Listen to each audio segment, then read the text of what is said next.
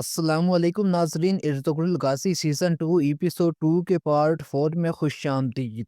ترگت اور دوحان دو درگا قبیلے میں داخل ہوتے ہیں، سبھی کو سلام کرتے ہیں۔ ترگت دمیر صاحب سے خیریت دریافت کرتا ہے اور پھر پوچھتا ہے بابا ارکس کہاں ہے؟ دمیر صاحب اس کا کوئی جواب نہیں دیتے ہیں بلکہ مایوس ہو کر منہ نیچے کر کے کھڑے ہو جاتے ہیں۔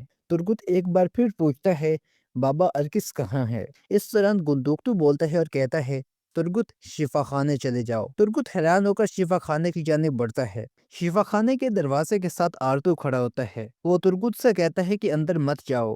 ترگت اسے کہتا ہے اندر میری بیوی پڑی ہے۔ آرتو اس سے کہتا ہے تمہارے لیے اچھا یہی ہوگا کہ تم اندر نہ جاؤ، لیکن ترگت اندر چلا جاتا ہے اور جاتے ہی وہ تڑپ اٹھتا ہے یہ دیکھ کر کہ اس کی بیوی زندہ جلی پڑی ہے۔ اس کے منہ سے ایک آہ نکلتی ہے، ارکس یا اللہ رحم کر ہمارے حال پر۔ پھر ہم دیکھتے ہیں دوحان اور حمزہ ایک جگہ کھڑے ہوتے ہیں۔ گندوکتو آتا ہے اور ایک گھونسا حمزہ کے منہ پر مارتا ہے۔ حمزہ نیچے گر پڑتا ہے۔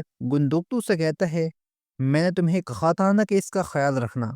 حمزہ جواب دیتا ہے جی بھائی کہا تھا، لیکن کوجاباش اس کے پاس موجود تھا۔ گندوکتو اسے ایک اور گھونسا مارتا ہے۔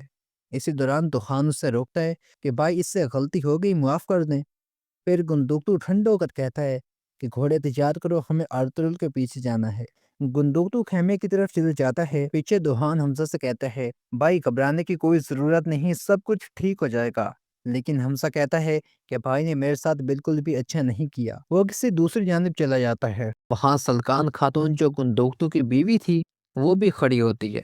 حمزہ کو مخاطب کرتے ہوئے کہتی ہے حمزہ وہ اس وقت شدید غصے میں ہے، مگر حمزہ وہاں بھی یہی جواب دیتا ہے کہ میں نے ہمیشہ بھائی کی قدر کی، لیکن انہوں نے میرے ساتھ اچھا نہیں کیا۔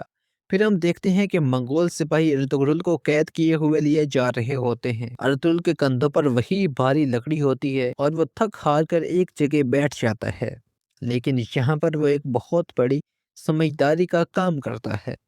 کئی قبیلے میں اس وقت رواج تھا، یہ شاید باقی قبیلوں میں بھی، کہ جو سپاہی بنتا تھا، جو نیا سپاہی بنتا تھا، اسے ایک انگوٹھی دی جاتی تھی نشانی کے لیے۔ ارطغرل کے پاس بھی ویسی ایک انگوٹھی تھی جو وہ اپنے انگوٹھے میں پہنتا تھا۔ اب جہاں پر ارطغرل بیٹھا تھا وہیں پر وہ اپنی انگوٹھی بھی پھینک دیتا ہے، پھر اٹھ کر چلنے لگتا ہے، اور پھر یہ انگوٹھی بہت بڑی آسانیاں پیدا کر دیتی ہے۔